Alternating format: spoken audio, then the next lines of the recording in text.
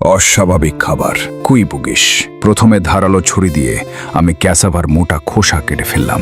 তারপর পুরো খোসা ছাড়িয়ে নিলাম। নিচে নরম মসৃণ সাদা অংশটা দেখা যাচ্ছিল, যা প্রকৃতি নিজে তৈরি করেছে। এরপরে আমি এটাকে কিছুক্ষণ রেখে দিলাম, কাপড়ে জড়িয়ে আস্তে আস্তে ভিজিয়ে রাখলাম। প্রতিক্রিয়ার ধোঁয়া বের হওয়া পর্যন্ত অপেক্ষা করলাম। যদি সেই ধোঁয়াটা রাতভর রাখা হয়, তাহলে সকালে দেখা যায় আসল ক্যাসাভাটা নিচের স্তরে জমে আছে। আমি ক্যাসাভার উপরের অংশ শুকিয়ে নিলাম আর নিচের অংশের কাপড় দিয়ে তা ঝরিয়ে নিলাম। পুরো শুকিয়ে গেলে হাত দিয়ে হালকা করে ভেঙে খুলে নিলাম। এরপর আমি মিষ্টি আলু স্টিমারে সেদ্ধ করলাম। তারপর মিষ্টি আলুকে মসৃণ করে গোলাকৃতি করে নিলাম। আমি চিনি ও পানির শুকনো ক্যাসাভা গুঁড়োর সাথে মিশিয়ে নিলাম।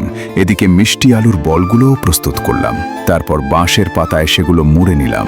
ক্যাসাভার ব্যাক লেয়ারের সাথে স্টিমারে রেখে ধীরে ধীরে সেদ্ধ করতে লাগলাম।